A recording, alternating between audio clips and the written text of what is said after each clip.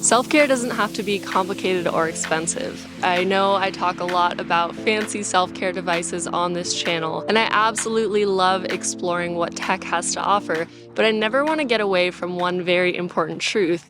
We already have everything we need for self-care within us, and tapping into that doesn't have to cost us a dime. Hey guys, it's Robin, and welcome to the Science of Self-Care. On this channel, we talk about health science, we talk about life philosophy, and we do a whole lot of self-care experimentation. I'm so excited to share today. I've been really focusing on incorporating more free self-care activities into my routine. So here are the 5 free self-care activities that I made space for this past week. Let's get started. Number 1, I went on a journaling picnic outdoors, and I absolutely love to do this because I feel like when I'm surrounded by nature, I am in a different headspace. There are these really cool compounds called phytoncides that are emitted by plants, especially trees, and they're found in forests, and these are part of a plant's natural defense mechanism against microbes. And there's research to suggest that these compounds can also benefit human physiology, both mentally and physically, and maybe even influence how our immune system functions. Whether or not this is the case while I'm sitting here and journaling, I really appreciate that I can just enter a little bit of a different mental space when I'm surrounded by trees. I'm currently in LA, which is why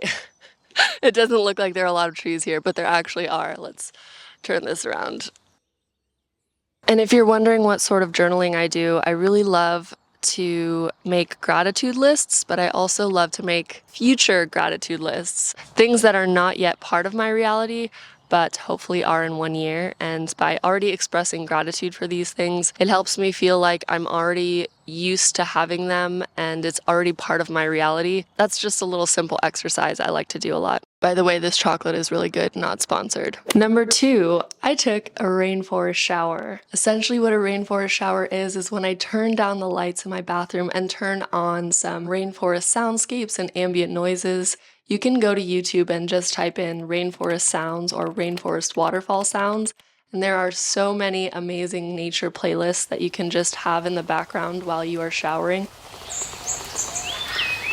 It immediately transports you to a tropical location and makes you feel like you are bathing under a waterfall. I think this is such a healthy form of escapism because sometimes we're just feeling overwhelmed. We need a little disruption, a little break, and so just taking a 10-minute rainforest shower can really do that for us. It's also a really fun way to experiment with cold showers. I know cold showering is something a lot of you are interested in, but it can be a little bit intimidating. If you turn on nature sounds, it immediately just feels like a waterfall. Highly recommend playing around with this. I promise you'll feel amazing afterwards. Number 3, I went on a walk with a friend in nature. This is Jelena. Hi. It doesn't cost anything to get outside and move your legs, and if you have that privilege and opportunity to do that, by all means. The thing that's most important is you don't have to do it for a long time. You can go out for 5 minutes, you can go out for 50 minutes. I think that's my all-time favorite, for sure. You guys know how much I love walking. What's one little daily habit that just makes you so happy and brings you so much joy? This sounds so silly, but drinking a comical amount of water. But I treat it like a little challenge where I'm like, first thing in the morning, I go, however much water is left in that cup, just chug it. Like, it's not this game of like, has to be 32 ounces or whatever, because when you get tripped up in the numbers, that's when life is not fun anymore. There's no reason for me to follow anything. So I'm just like, well, let me use what I have. I think that's it.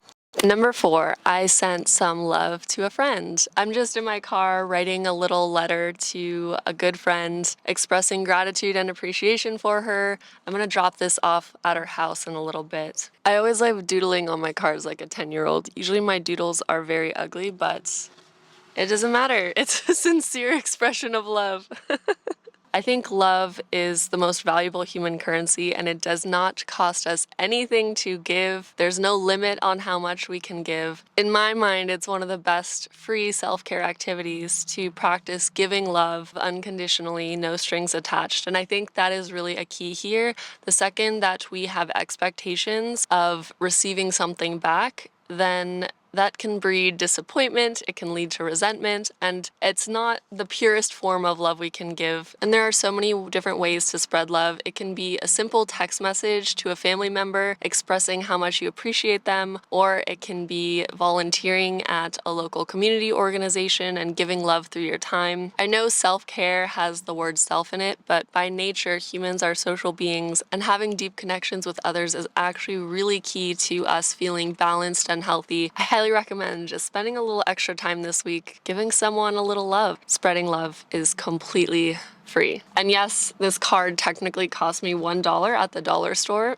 I've had it in my house for months, so it's free to me at the moment. All right, I've sealed this with a kiss, and now I'm gonna go drop it off at her house.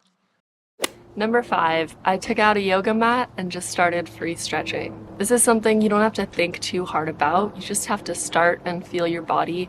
I think a lot of people are intimidated to take out their yoga mat because then they feel like they have to do a 30-minute exercise. Even just doing some simple free-flowing stretches for 5 minutes, that's gonna make you feel so much better and maybe get you out of your head and into your body. Sometimes if we're really deep in thought and grappling with something, it can be helpful to feel ourselves and move around in a way that feels good. So don't overthink it, just get on a mat and follow your intuition.